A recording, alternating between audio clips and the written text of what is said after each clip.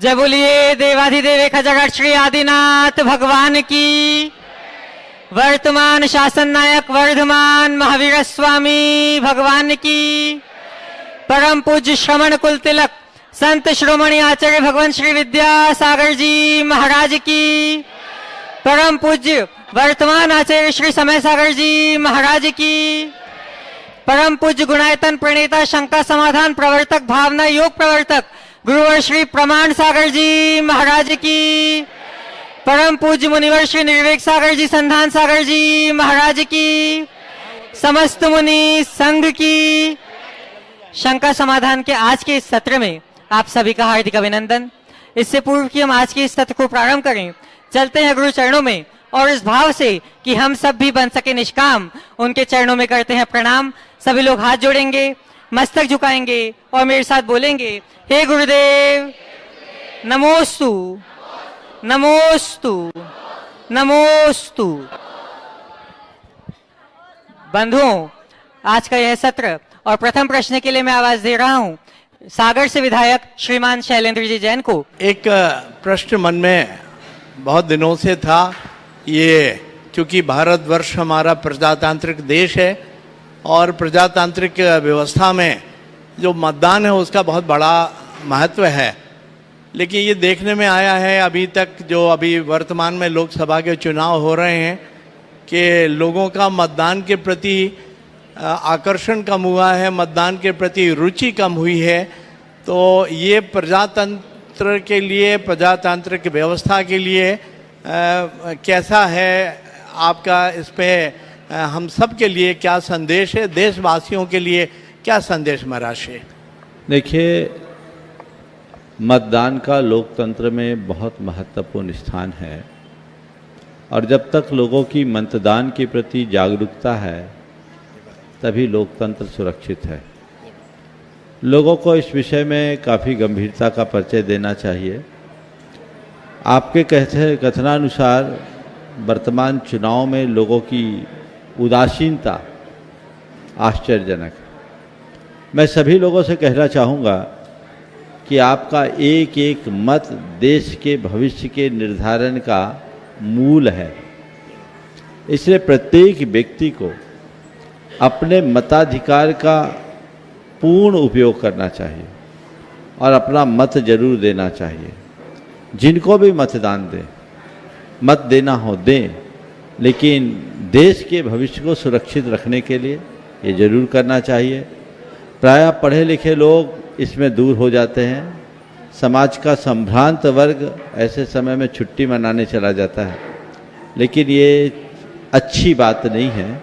मैं सभी को यही संदेश देना चाहूँगा कि ये उदासीनता तोड़े ताकि और उत्साह के साथ मतदान में भागीदारी रखे ताकि देश के सुंदर भविष्य को गढ़ा जा सके। बहुत बहुत आशीर्वाद। महाराज श्री सागर समाज का निवेदन लेके भी उपस्थित हुआ हूँ।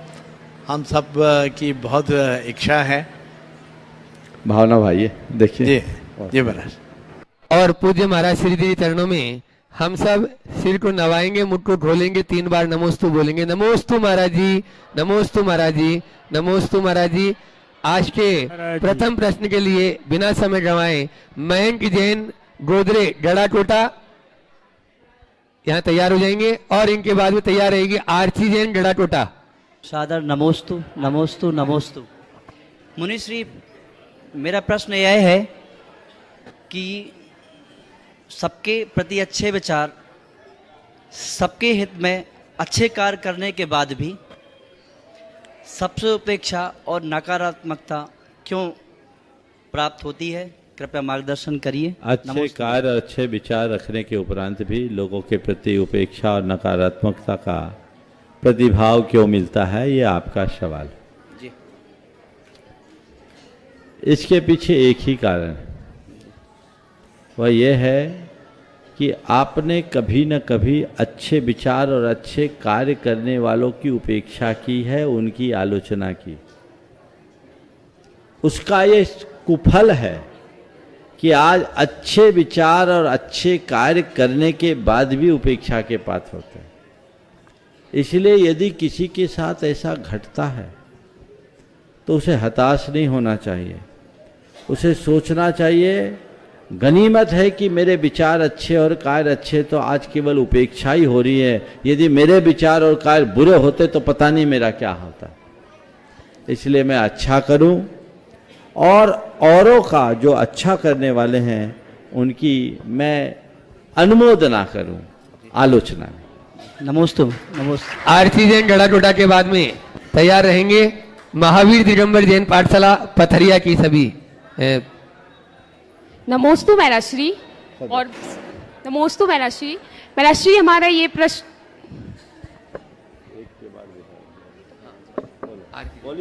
मैराश्री हमारा ये प्रश्न है, आज के समय में लोग यूज एंड थ्रो कॉन्सेप्ट का बहुत उपयोग कर रहे हैं। अपने शॉर्ट बटार के लिए लोडों का इस्तेमाल करते हैं और शॉर्ट बटार पूर्ण हो जाने के बाद दूध में मच्छर सा अलग कर देते हैं। ऐसा कोई करता है तो क्या भाव रखनी चाहिए? देखिए, आज का कल्चर हो गया, क्योंकि अब हमारी दृष्टि व्यक्तिनिष्ठ न होकर वस्तुनिष्ठ बनते जा रही।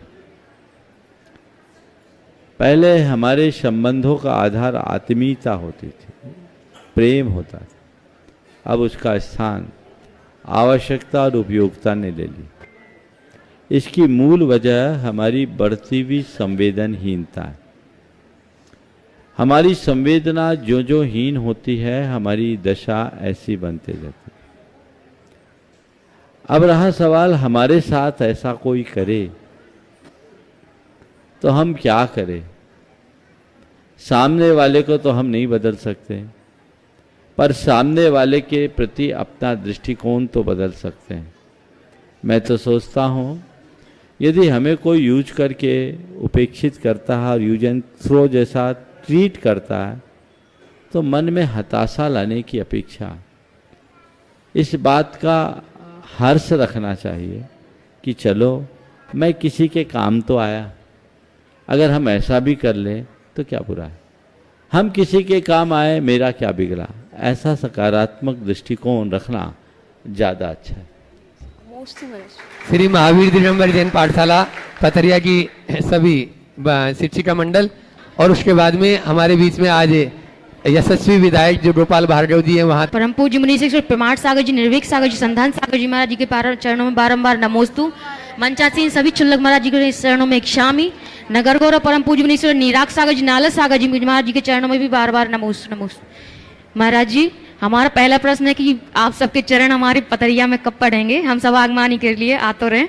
और दूसरा है कि हम सब बहनें पाठशाला की बहुत मेहनत करती हैं बच्चों को जोड़ने में, बहुत समय भी लगता है। बच्चों की मानसिकता तो हम बना देते हैं आज के समय में कि आप पाठशाला आइए, लेकिन माता पिता की मानसिकता कैसे बनाएं कि आप पाठशाला भेजें बच्चों को, क्योंकि लौकिक शिक्षा के साथ साथ धार्मिक शिक्षा भी उतनी आवश्यक है। माता पिता की वो मानसिकता नहीं बन पाती है आज के समय में, क्योंकि बच्चे बाहर जाते हैं, पढ़ते हैं, कोचिंग जाते हैं, थक जाते हैं, बच्चे नहीं आ पाते हमारे। तो आप थोड़ा मार्गदर्शन कर दीजिए हम सभी माता पिता का। देखिए, पहले तो मैं सभी लोगों को आशीर्वाद दूंगा जो पाठशालाएं चला रहे हैं। ये बहुत बड़ा कार्य है और हमें उन सबको प्रोत्साहित करते रहना चाहिए। जहाँ तक सवाल है बच्चों को पाठशाला के लिए प्रेरित करने का, हर माँ बाप को चाहिए। मैं तो सभी माँ बाप से ये कहना चाहूँगा, अगर आप चाहते हो कि बुढ़ापे में मुझे वृद्धाश्रम जाने की नौबत ना आए, तो कम से कम बच्चों को अभी से पाठशाला भेजना शुरू कर दो। यदि बच्चों में धार्मिक संस्कार आएंगे तभी वे आपके बच्चे बने रहेंगे, और आधुनिकता की आड़ में बहेंगे तो सब कुछ नष्ट भ्रष्ट हो जाएगा। इसलिए बच्चों के अभिभावकों को हमें ये बात अच्छे से समझाना चाहिए और उन्हें भी समझना चाहिए कि लौकिक शिक्षा उपयोगी है, वो बिल्कुल दे, लेकिन लौकिक शिक्षा के साथ साथ हमें धार्मिक शिक्षा के प्रति भी बच्चों को तत्पर बनाना चाहिए। क्योंकि आजकल पढ़ाई का ट्रेंड बिल्कुल बदल गया है, तो प्रतिदिन की पाठशाला में बच्चे ना आ पाए तो कम से कम सप्ताह में 1 दिन 2 दिन की पाठशाला के लिए तो बच्चों को भेजना ही चाहिए, ताकि वो चीज़ों को समझ सके और अपने जीवन को आगे बढ़ा सके। आशीर्वाद। व्यक्ति का जन्म होता है और व्यक्तित्व का निर्माण किया जाता है, और ऐसे ही व्यक्तित्व के धनी यशस्वी विधायक, लाडले और चहेते आप सबके आज अपने बीच में यहाँ के पंडित गोपाल जी भार्गव यहाँ उपस्थित है, पूर्व कैबिनेट मंत्री। उनका जोरदार तालियों से आप लोग स्वागत करें। उन्होंने जो यहाँ विकास किया है आप लोगों ने देखा है और सबके दिलों पर राज किया है। ऐसे कैबिनेट मंत्री, पूर्व कैबिनेट मंत्री गोपाल जी भार्गव का जैन समाज स्वागत अभिनंदन करना चाह रही है। और अध्यक्ष जी आएंगे, साथ में ही मुकेश जी ढाणा भी आज सागर दिगंबर जैन समाज से उपस्थित है, वे भी उनका स्वागत अभिनंदन, तिलक वंदन आदि से स्वागत अभिनंदन करें। आप लोग तालियों में कंजूसी न करें। बोले आचार्य श्री विद्यासागर जी महाराज की, आचार्य श्री प्रमाण सागर जी महाराज की, मुनि संघ की। आज की इस शंका समाधान इस अद्भुत और अद्वितीय कार्यक्रम में महाराज जी के चरणों में प्रणाम है। आप सभी मेरे नगर के और जहाँ जहाँ से जो भी इच्छा लेकर, जो भी शंका लेकर बाहर के लोग आए हैं, सभी लोगों के लिए मेरी ओर से आपका स्वागत है, अभिनंदन है। महाराज जी, प्रश्न तो अनेक हैं। बहुत ही साम्यक प्रश्न ये है, पिछले लगभग 20 वर्षों से जब से इस देश में मोबाइल आया है और टेलीफोन के, ये हमारे इसके टेलीविज़न के अनेकों चैनल शुरू हुए, तब से मैंने देखा है, चूँकि मैं लगभग 45 वर्षों से ज़्यादा समय से राजनीति कर रहा हूँ। शुरू के 20-25 वर्षों तक ये विद्रूपता समाज में नहीं थी, ये विकृति नहीं थी, लेकिन मैंने देखा कि 20 वर्षों से लगभग ज्यों-ज्यों मोबाइल का प्रचलन बढ़ता गया, जिन लोगों के हाथों में कभी मोबाइल नहीं रहे वो भी मोबाइल धारण करने लगे। उसके बाद से जो समाज में गिरावट आई है, जो समाज का पतन हो रहा है, उसका सदुपयोग नहीं हो रहा बल्कि दुरुपयोग ज़्यादा हो रहा है। तब से मैंने देखा कि नित नए प्रसंग इस प्रकार के आ रहे हैं जिनका जनक सिर्फ मोबाइल और टेलीविज़न है। मैं सोचता हूँ कभी कभी कि विज्ञान के आगे हम नहीं जा सकते।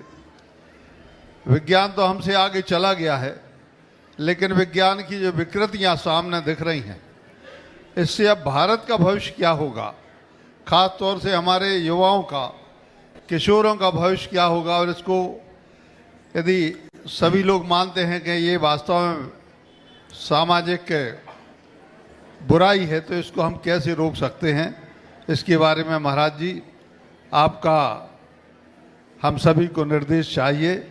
आपके लिए प्रणाम है। पहले तो मैं भार्गव जी को इस मंच के माध्यम से आशीर्वाद देना चाहूँगा कि जो कार्य आप अब तक करते आए हैं वही कार्य आगे भी करते रहें।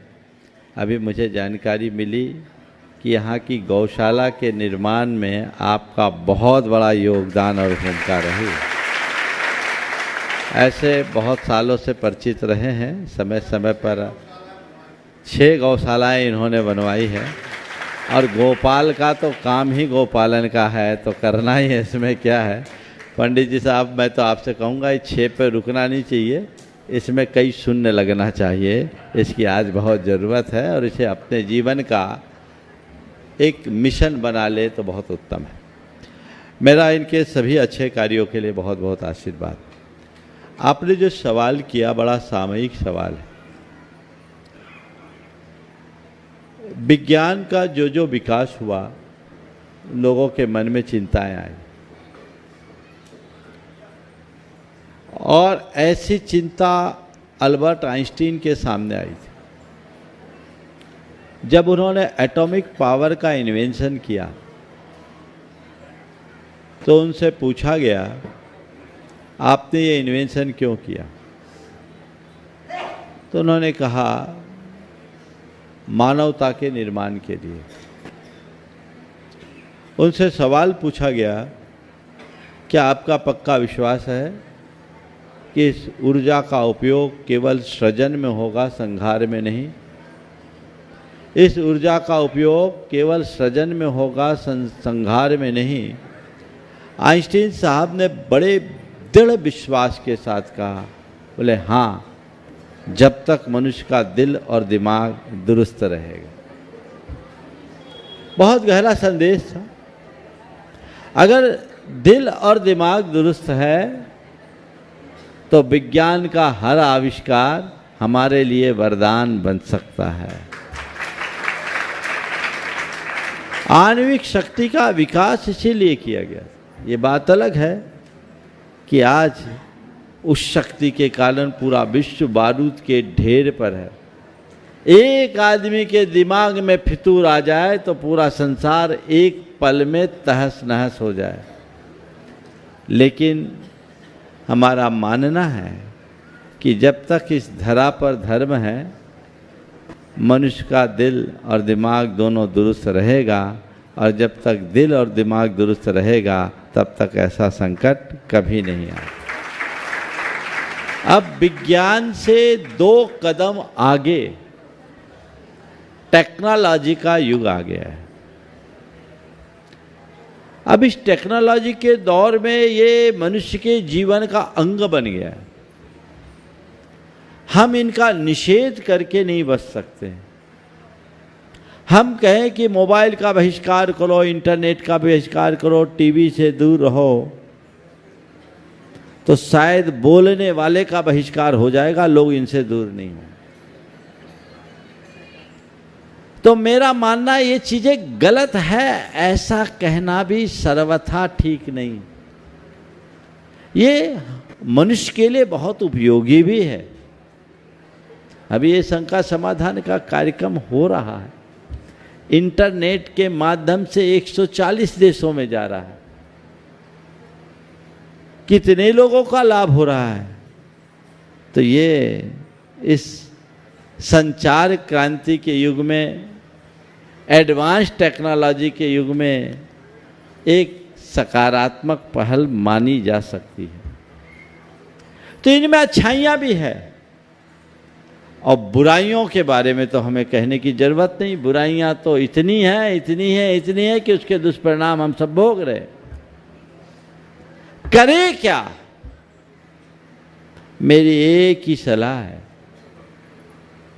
हर व्यक्ति के हृदय में औचित्य का बोध कराएं। उन्हें इस बात को उनके दिल दिमाग में बिठा दे कि क्या उचित है, कितना उचित है, क्या प्रयोजनीय है, क्या अप्रयोजनीय है, कौन सा काम का है और कौन बिना काम का है।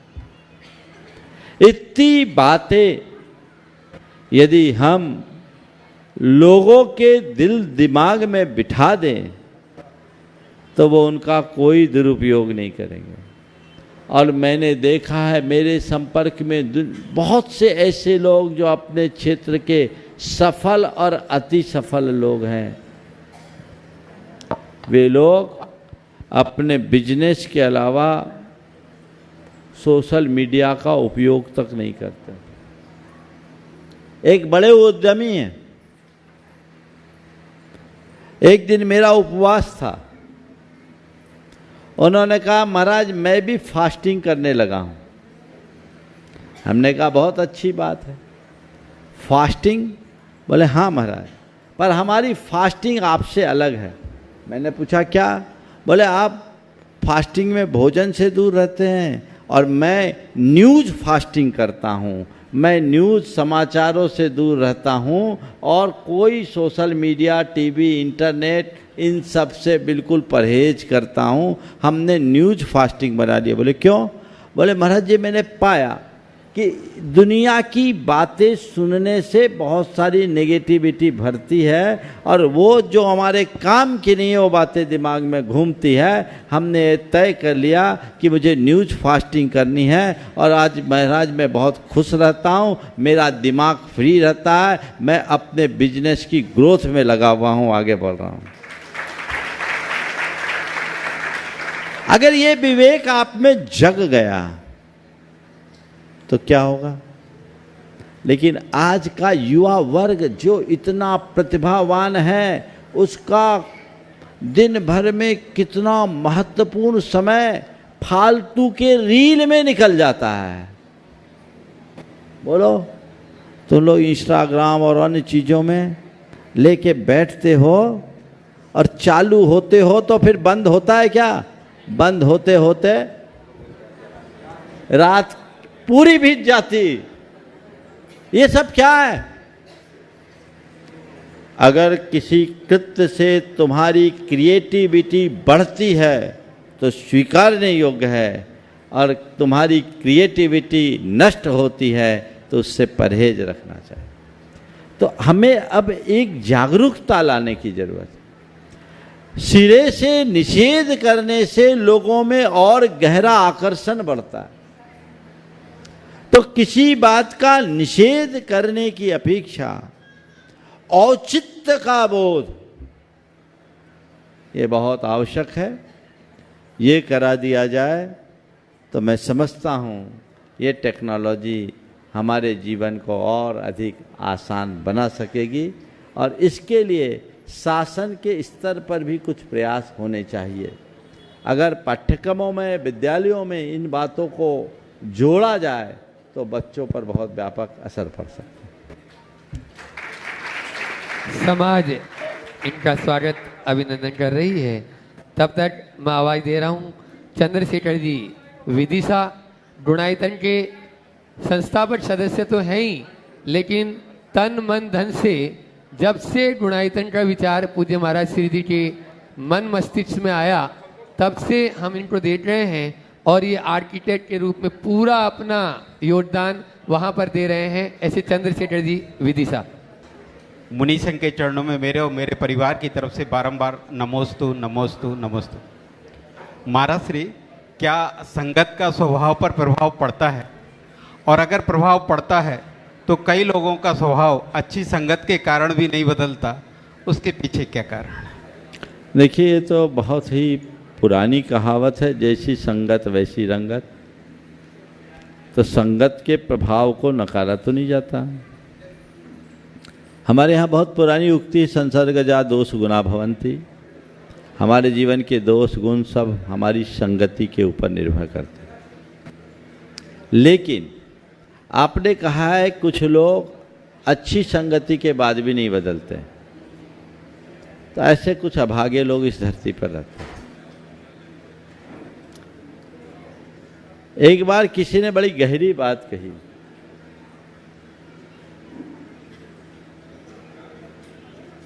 कि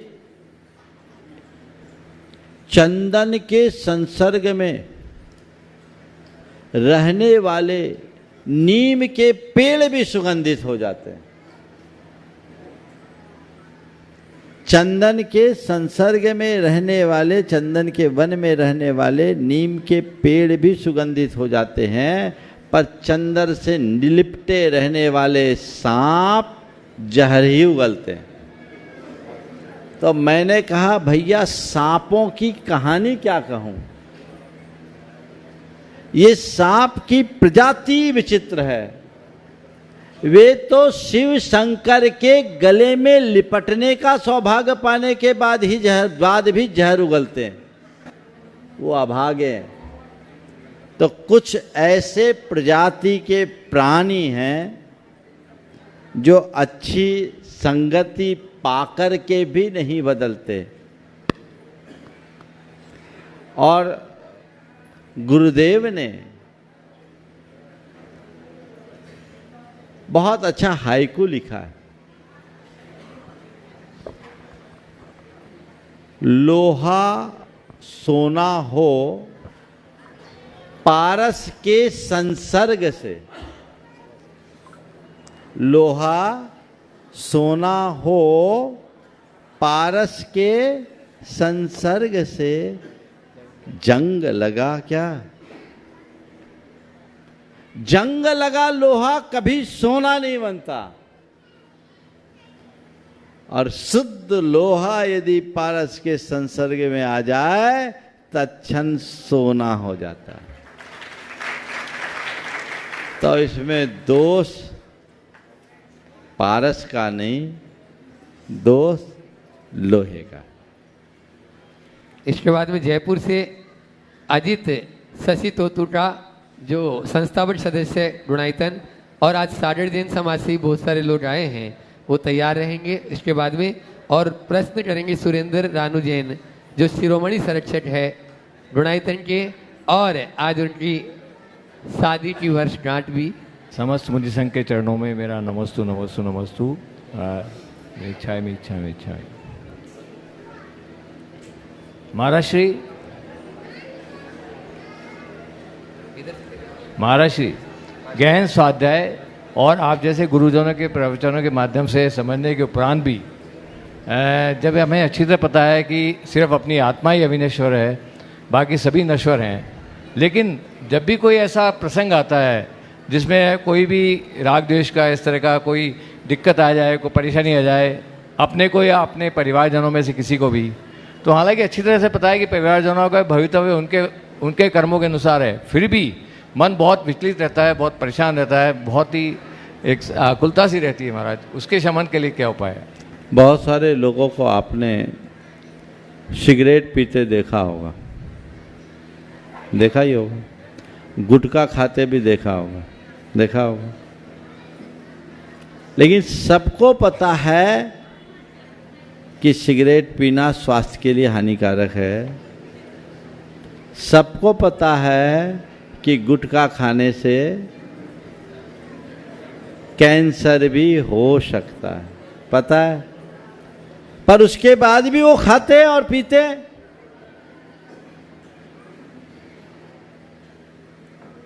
बस यही हाल मोही प्राणी का है, उनको सब पता है लेकिन करते वही है जो करते आ रहे। जब तक अंदर का मोह परिवर्तित नहीं होता, नष्ट नहीं होता, तब तक जीवन की धारा नहीं बदलते। वो जान करके भी अनजान बनता है, और अध्यात्म शास्त्रों में ऐसे लोगों के लिए एक टाइटल दिया गया है, मूढ़। क्या दिया? अब मूढ़ों को हम क्या समझाएं? काश ये मूढ़ता नष्ट हो और अंदर का ज्ञान प्रकाशित हो, जिससे जीवन का पथ प्रशस्त हो सके। नमस्ते महाराज। आज सागर जैन समाज से मुकेश ढाणा के नेतृत्व में बहुत सारे लोग हैं, और उनमें प्रश्न करेंगे रानू, सुरेंद्र, सट्टू भैया, नमोस्तु शिरोमणि संरक्षक गुणायतन। अपना निवेदन कर लो संक्षेप में। हाँ, नमोस्तु नमोस्तु नमोस्तु। महाराज जी एक प्रश्न है, आचार्य श्री जी की समाधि के बाद सागर में जो सर्वतोभद्र जिनालय का निर्माण कार्य भागवत तीर्थ में चल रहा है, हम सबने ये संकल्प लिया है कि जवाबदारी हम सब लोगों की बढ़ गई है।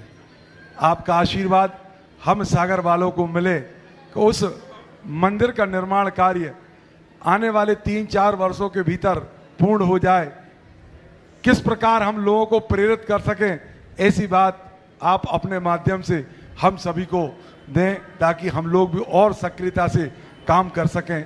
नमोस्तु भगवान, नमोस्तु। देखो, आपके माध्यम से मैं सभी को कहना चाहूँगा, सबसे पहले अपने दिमाग से ये बात निकाल दे कि हम मंदिर बना रहे हैं। हम तुम मंदिर बनाने वाले हैं ही नहीं, हम तुम तो केवल निमित्त हैं। गुरुदेव के मुख से निकले हुए भावों को पूरा करने का अपना योगदान भर दे रहे हैं। हटाओ इस बात को दिमाग से, हम बना रहे हैं या हम बनवाएंगे, ये अहंकार है।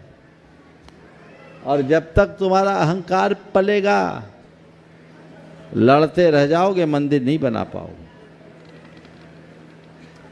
हम तो गुरु के उस भाव को पूरा करने में एक निमित्त बन रहे हैं, और हमसे जितना बनेगा सो हम करेंगे। बस ये भाव अंदर गहरा लो, मंदिर अपने आप बन जाएगा। समझ गए? चलिए। सुरेंद्र रानू जैन सागर, उसके बाद में तैयार रहेंगे अनुज जैन प्रमाण सागर सेवा दल मालथोन। मुनि संघ के चरणों में बारंबार नमोस्तु। महाराज जी, यह प्रश्न ऋषिमा भाभी सूरत का है। उन्होंने पूछा है कि नमोकार मंत्र की जाप जो स्वाक्षोश्वास से पन देते हैं, तो इसका क्या लाभ है? कृपया मार्गदर्शन श्वास कीजिए। प्रश्वास से नमोकार जपने से हमारी एकाग्रता बढ़ती है, और एकाग्रता बढ़ती है तो कर्मों की निर्जरा भी विशेष होती है। तो जाप की वास्तविक प्रक्रिया यही है।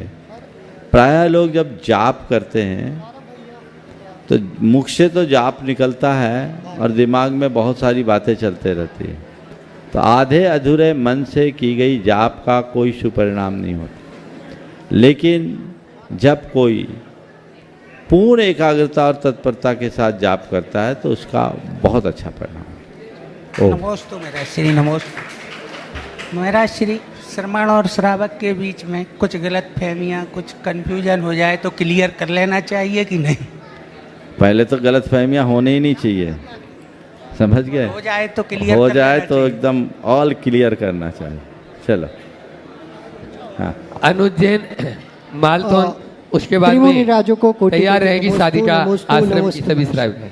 महर्षि, एक छोटा सी जिज्ञासा थी कि छठवें गुण स्थान तक द्रव्य और भाव दोनों रहते हैं, और उसके बाद मतलब भाव तो अंत तक रहता है, बट द्रव्य का भी प्रधानता रहती है छठवें गुण स्थान तक।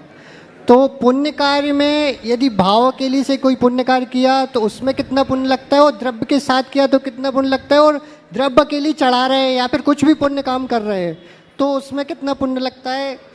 थोड़ी सी जिज्ञासा। देखो, जब तक प्रवृत्ति है, दो स्थिति है, ध्यान से सुनना। एक प्रवृत्ति की और एक निर्वृत्ति की। जब तक प्रवृत्ति है तो प्रवृत्ति में दोनों स्थितियां होती है। हमारी क्रिया भी होती है, भाव भी होती है। हमारी क्रियाएं हमारे भावों को उभारने में निमित्त बनती है। कोरी क्रिया अर्थवान नहीं होती, पर क्रिया के अभाव में भावों में स्थिरता भी नहीं आती। इसलिए जब तक प्रवृत्ति में जीते हैं, हमें क्रियापूर्वक, भावपूर्वक अपनी क्रिया करनी चाहिए। जब निर्वृत्ति में आ गए, क्रियाओं से उपरत हो गए, वहाँ केवल भाव ही भाव है, द्रव्य की बात नहीं। जो लोग कहते हैं हम तो भाव से सब करते हैं, तो भाव से करो, पर करने का भाव भी रखो। मुझे याद आ रही है एक बात। उन दिनों मैं क्षुल्लक अवस्था में था। पपोरा जी में संघ का प्रवास था। आहार हो रहा था। कुछ विद्वज्जन आए हुए थे। उनसे एक माताजी ने कहा कि पंडित जी साहब, आप भी आहार दे लो। पंडित जी साहब, आप भी आहार दे लो। पंडित जी ने कहा, हमारी तो अनुमोदना है। पंडित जी ने कहा, हमारी तो अनुमोदना है। वो बिना पढ़ी लिखी महिला ने जो बात कही बुंदेलखंडी में कि पंडित जी, अनुमोदना तो गूंगे और बहरे के लाने आए, आपके लाने थोड़ी आए।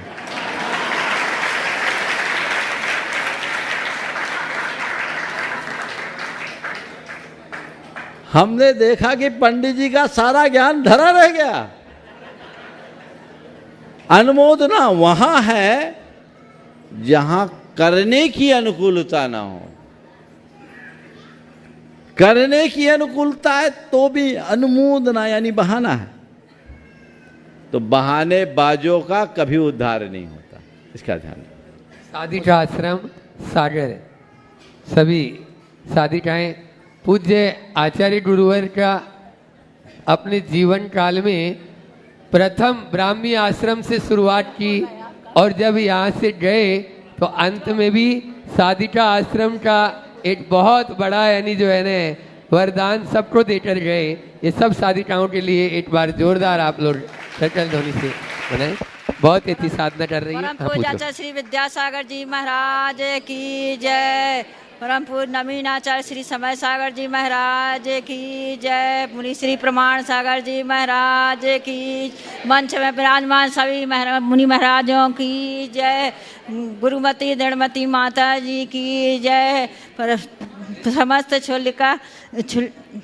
छुल्लक जी महाराज की जय। विश्व के इतिहास में गुरु जी के कर कमलों से प्रथम बार साधिका समूह का गठन हो गया और सागर समाज राजा भैया की असीम कृपा से असीम प्रयास से भवन का निर्माण भी हो गया और अब हम लोग और 11-12 मार्च को प्रवेश भी हो गया आश्रम में। हे गुरु जी, हम लोग यह चाहते हैं कि आचार्य श्री ने गठन तो कर दिया साधिकाओं का, हम लोगों को किस प्रकार साधना करें कि स्त्रीलिंग का छेद हो जाए जल्दी से जल्दी। बहुत बहुत प्रसन्नता का विषय है। गुरुदेव ने अनेक साधिका आश्रमों की स्थापना की कुंडलपुर में, शायद सागर, बंडा, आरोन, 3 ही हुए ना, लेकिन इसमें सबसे अग्रणी भूमिका सागर वालों की। बहुत अच्छे से चल रहा है और मैं इसके लिए सागर समाज को बहुत बहुत साधुवाद दूंगा कि उन्होंने तत्परता से गुरुदेव की भावना को पूरा किया और उसमें भी उदासीन आश्रम और राजा भाई और उनके साथ पूरी टीम जितने लोग लगे उन सबको आशीर्वाद देता हूँ। और अन्य लोगों को भी कहता हूँ कि इस भाव को और पूरा करना चाहिए। जहाँ जहाँ भी आश्रम चल रहा है वो व्यवस्थित चले। और आप लोगों से मैं यही कहूँगा, जिस उद्देश्य से आपने घर छोड़कर आश्रम की ओर रुख किया उस उद्देश्य की पूर्ति करें और गुरुदेव ने जो हमें दिशा बोध दिया है उसे अपने जीवन का मूल मंत्र बनाएं। नमस्ते महाराज जी। नमस्ते महाराज। हाँ, पूछो जल्दी। अगले प्रश्न के लिए। नमस्ते महाराज जी। महाराज जी, हम निर्दोष समाधि और संलेखना पूर्ण चेतना और जागृति के साथ कैसे कर सके, कृपया मार्गदर्शन कीजिए। बस रोज ये भावना भाव, मेरा समाधि मरण हो, मेरा समाधि मरण हो, मुझे समाधि मरण करना है। ये भावना भाते रहो और अध्यात्म को अपने जीवन में आत्मसात करते हुए साधना को प्रखर बनाओ। अपने आप सब ठीक। नमस्ते महाराज जी। नमस्ते महाराज जी। नमस्ते। अंबिका अंकित वेसाचिया जड़ाटोटा और उसके बाद में प्रवीण सिंगई, ममता सिंगई जड़ाटोटा। प्रश्न दोनों के अलग अलग हैं और बहुत सुंदर है, लेकिन एक ही प्रश्न करेंगे। अंबिका अंकित वेसाचिया जड़ा। जब तक प्रवीण ममता सिंगई। मुनि संघ के चरणों में सत बंदन सत नमन। हे मुनिश्री, प्रतिस्पर्धा का युग है। जीवन के हर क्षेत्र में प्रतिस्पर्धा है। हम जीतने के लिए प्रतियोगिता में भाग लेते हैं, प्रतिस्पर्धा में भाग लेते हैं, परंतु गुरुवर एक जीत ऐसी होती है कि हम दूसरों से आगे निकल जाएं, जबकि दूसरी जीत ऐसी होती है कि हम खुद से ही आगे निकल जाएं। तो जीवन के हर क्षेत्र में हमसे ही आगे निकल सकें, ऐसा गुण कैसे प्राप्त करें। हे मुनिवर, गुरुदेव का एक हायकू है, जीत सको तो किसी का दिल जीतो, सो हार न हो। जीत सको तो किसी का दिल जीतो, सो हार न हो। एक घटना ऐसी घटी, एक एथलीट की प्रतियोगिता थी दौड़ की और उसमें 5 लाख रुपए का पुरस्कार था। अच्छे अच्छे धावक उसमें शामिल थे और एक ऐसा धावक भी उसमें शामिल था जो कभी हारा ही नहीं, जिसने बहुत सारे अवार्ड पाए।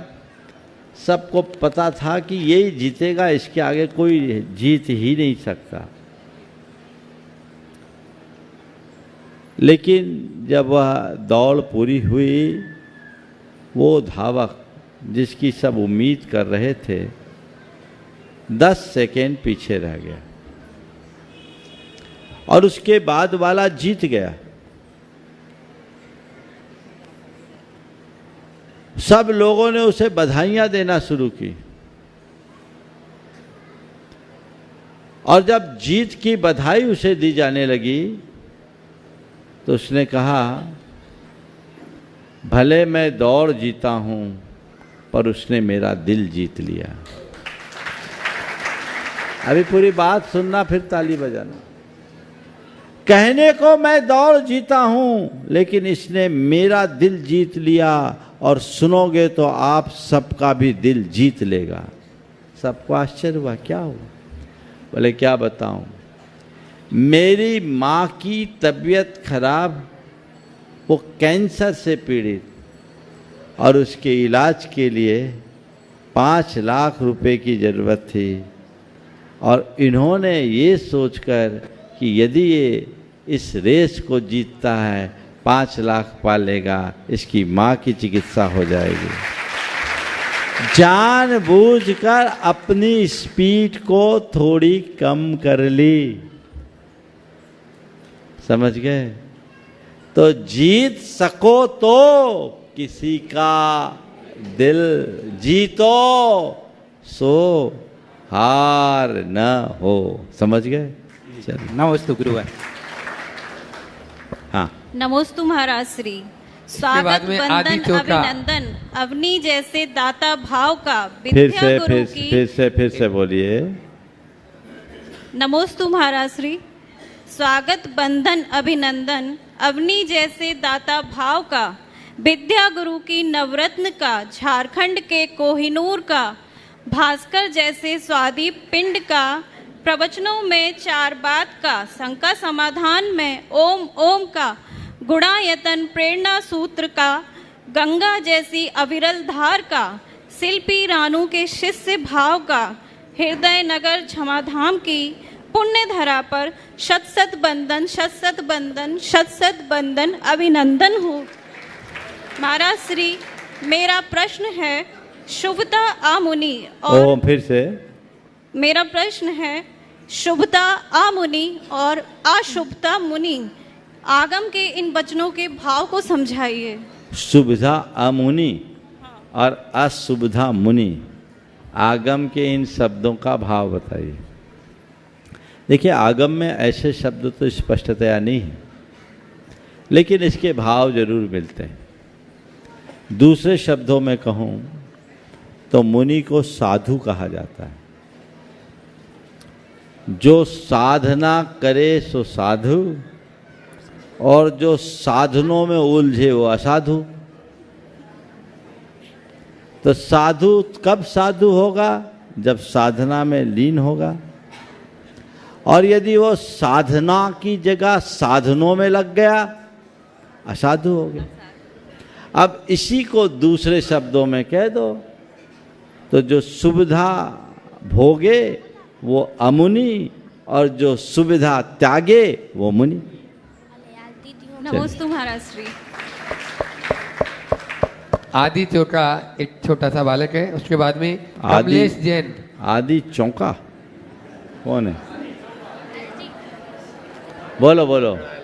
नमोस्तु महाराज श्री। चुल्लजीतो इच्छामी और मुनियोत्रो नमोस्तु महाराज श्री। मेरा प्रश्न है कि जो आप सम्मेत शिखर जी में मंदिर बना रहे हो द्वैतन, तो द्वैतन का आपने नाम क्या सोच लेला था और द्वैतन का अर्थ क्या होता है?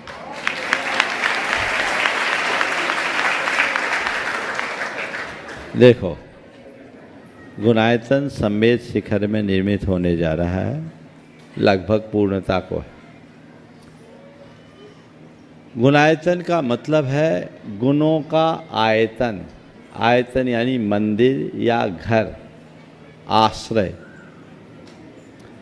जो हमारे गुणों का आश्रय हो, जो गुणों का आधार हो, जो गुणों का मंदिर हो, वो गुणायतन।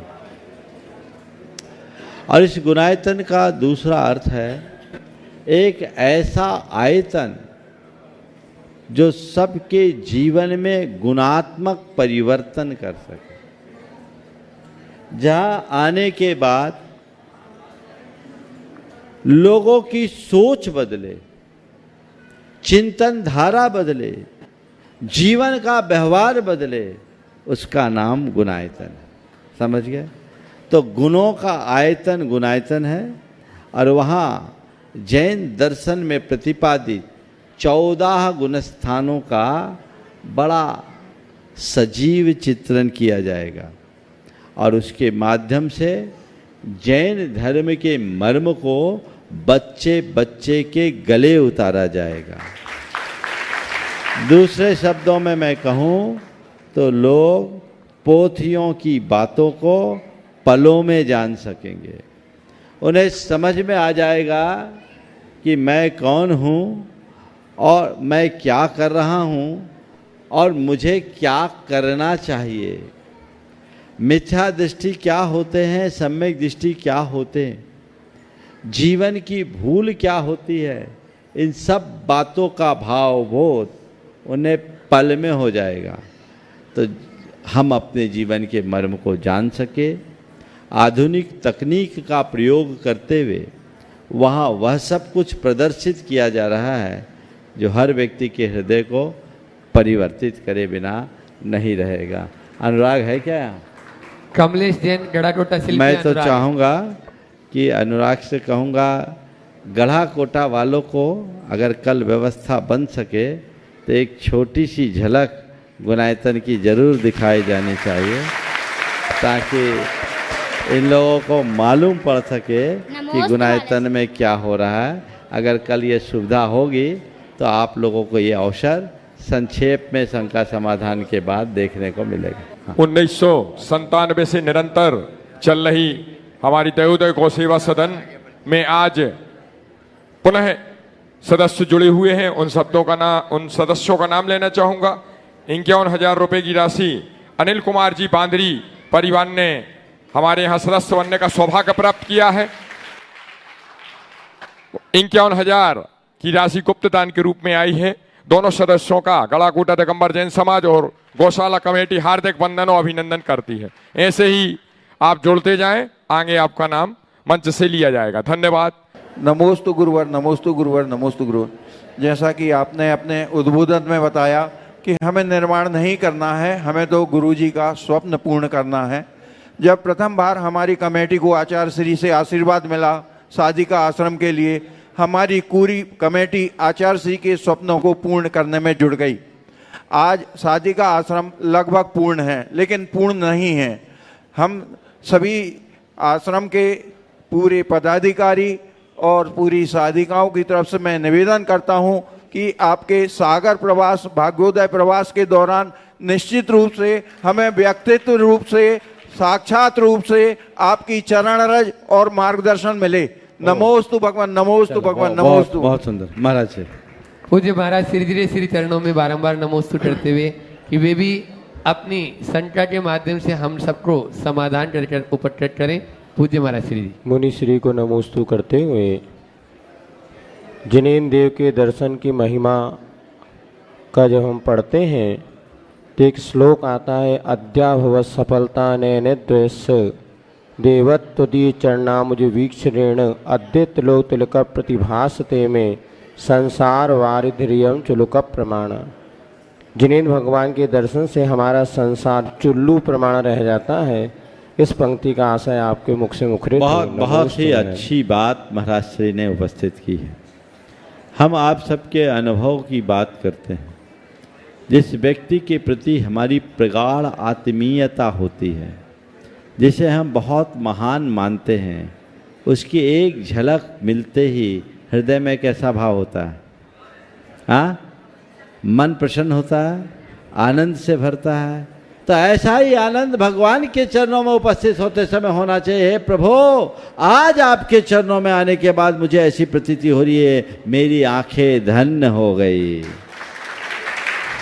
आपको देखा यानी संसार के सर्वश्रेष्ठ विभूति को देख लिया, मेरी आंखें धन्य हो गई। और ये धन्य धन्य हमारा जीवन हो जाए, ये भाव अपने मन में होना चाहिए। और मन इतना गदगद कि भगवान अब तक आपकी शरण में नहीं आए थे तो मुझे लगता था पता नहीं ये संसार कितना लंबा होगा, लेकिन आज आपके शरण में आ गए, आपसे मुझे वो प्रकाश मिल गया तो ऐसा लगता है कि अब मेरा संसार ज़्यादा लंबा नहीं बचा है, बहुत अल्प अवस्था में सब छिन्न हो जाएगा, अनंत सागर एक चुल्लू के बराबर हो गया। ये तब होगा जब हृदय में भाव विशुद्धि होगी, केवल सिर पटकने से नहीं। मंदिर में विराजत भगवान के सामने भगवान की उपस्थिति का एहसास होते ही ऐसा होगा, पर बहुत कम लोग हैं जिनको ऐसा एहसास होता है। और जब ऐसा एहसास होता है तो कर्म गले बिना नहीं रहता।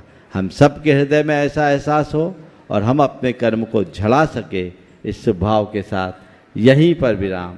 बोलिए परम पूज्य आचार्य गुरुवर श्री विद्यासागर जी महाराज।